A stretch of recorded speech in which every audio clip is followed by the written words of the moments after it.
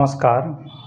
आज हम आर्टिकल 29 और 30 के बारे में बात करेंगे, जो संस्कृति एवं शिक्षा संबंधी अधिकार हैं, वो विशेष रूप से अल्पसंख्यक वर्गों के लिए हैं। तो हम समझते हैं कि अल्पसंख्यक वर्गों के लिए क्या-क्या अधिकार हैं। तो इसमें इसका है संस्कृति एवं शिक्षा संबंधी अधिकार। संस्कृति एवं शिक्षा संबंधी अधिकार। इसमें 2 आर्टिकल दिए गए हैं, आर्टिकल 29 और आर्टिकल 30। तो जो भी जनसंख्या में कम है, अल्पसंख्यक का मतलब यही होता है कि जनसंख्या में कम होना, या जो भी जनजातियां हैं तो वो विशेष रूप से बहुसंख्यकों की मात्रा में वो कम होते हैं। तो आर्टिकल 29 की बात करते हैं। आर्टिकल 29 में दिया गया है अल्पसंख्यक वर्गों के हितों का संरक्षण। अल्पसंख्यक वर्ग के हितों का संरक्षण। तो इनका संरक्षण कैसे होगा, ये भी जानना जरूरी है।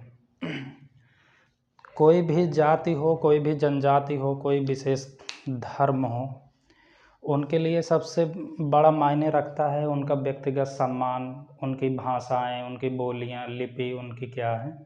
तो अगर ये चीज़ें अगर उनका है तो उनकी पीढ़ी दर पीढ़ी बराबर चलती रहती हैं। जैसे हम लोग किसी भाषा को यूज करते हैं या हमारे पूर्वज यूज किया करते थे, तो आज वो पीढ़ी दर पीढ़ी ट्रांसफ़र हुआ करती है। जैसे आज हम बोल रहे हैं, कल को हमारे बच्चे भी हिंदी बोलेंगे। तो जो भी ये भाषाएं हैं, तो अल्पसंख्यक वर्ग जो भी भाषाएं बोलते हैं, जैसे उनका क्या क्या है, भाषा, जाति, धर्म, ये संविधान उनका संरक्षण करता है कि उनकी भाषा को ना दबाया जाए, ना तो उनके धर्म को, ना जाति को। तो उनकी इन चीज़ों को दबाया ना जाए, और इससे उन्हें संविधान संरक्षण भी देता है कि आप लोगों की भाषाओं को दबाया नहीं जा सकता। आप लोग अपनी भाषा बोल सकते हैं, अपनी जो भी जातियां हैं उस जाति का। ये भी नहीं होगा कि कोई ऐसी जाति हो जो विशेष कैटेगरी की हो और उनकी जातियों को दबाए वो कम हैं, ऐसा भी नहीं किया जा सकता है। ये तीनों चीज़ के आधार पर उनका एक तो सामुदायिक जो सम्मान होता है, सामुदायिक सम्मान, समुदाय जिसको हम लोग समुदाय बोलते हैं, कुनबा, उनका उसमें तो विशेष सम्मान होता है, क्योंकि एक वर्ग होता है तो वर्ग, समुदाय, ये चीज़ें होती हैं। तो ये जो भी सम्मान है उसके आधार पे तो है ही कि उनके समुदाय की रक्षा करता है। और दूसरी चीज़ है कि उनके व्यक्तिगत सम्मान की, भाई वो अपनी भाषा को बोलने में सामर्थ्य हैं, तो उनके व्यक्तिगत सम्मान की भी बात है कि उनके भाषा को, धर्म को, जाति को बढ़ावा जाए, या फिर उनके व्यक्तिगत चीज़ों को रोका ना जाए। भाई व्यक्तिगत चीज़ें क्या होती हैं, किसी की बोलने की भाषाओं को अगर रोक दिया जाए तो ये विशेष चीज़ें होती हैं, तो फिर दिक्कत हो जाएगी, आदमी फिर बोल नहीं सकता। तो फिर लोग क्या कहते हैं, हमारी भाषाओं को दबाया जा रहा है। अभी भी होता है, जाति धर्म से रिलेटेड जो भी आप देखते हैं लड़ाइयाँ झगड़े जो भी होते हैं, इन्हीं तीनों के आधार पे लड़ाइयाँ हैं ज़्यादातर। तो अल्पसंख्यक वर्गों को इन सब चीज़ों से सुरक्षा मिली है। इसी के साथ साथ इन्हें अगले आर्टिकल में ये भी व्यवस्था की गई है, आर्टिकल 30 में, कि वो अपनी भाषा के आधार पे, जो भी उनकी भाषाएं हैं उसी के आधार पे वो शिक्षा संस्था भी बना सकते हैं। शिक्षा संस्था चलाने और उसकी स्थापना करने का अधिकार है उन्हें।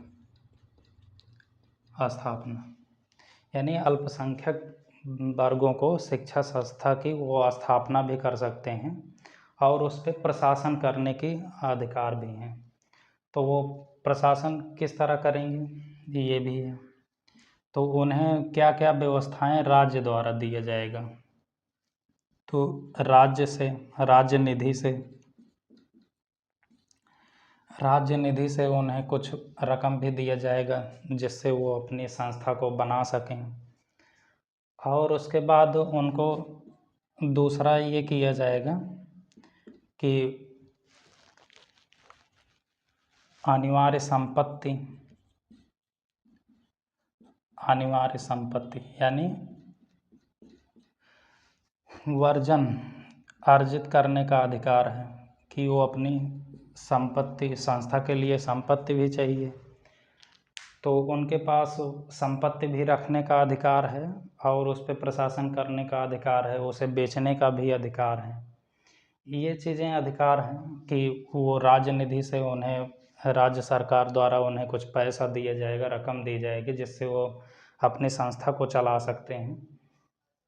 और उनके जो भी मामले हैं उनमें राज्य द्वारा हस्तक्षेप नहीं किया जाएगा, राज्य द्वारा हस्तक्षेप नहीं किया जाएगा।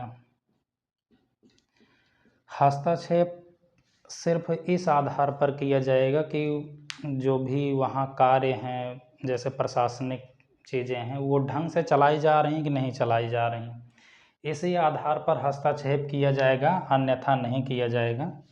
बाकी वो अपना जो भी शिक्षा संस्था है वो अपने हिसाब से चला सकते हैं, अपने हिसाब से टीचर रख सकते हैं अपनी भाषाओं के, तो ये चीज़ें कर सकते हैं। ये चीज़ें हैं आर्टिकल 30 में। तो पहला है इनके हितों का संरक्षण दिया गया है, और दूसरा उन्हें शिक्षा संस्था की स्थापना, उसको चलाना, उस पर प्रशासन करना, ये सभी अधिकार आर्टिकल 30 के तहत उन्हें दिए गए हैं। तो आज के क्लास में बस इतना ही। आगे की क्लास में हम बात करेंगे संपत्ति के अधिकार के बारे में।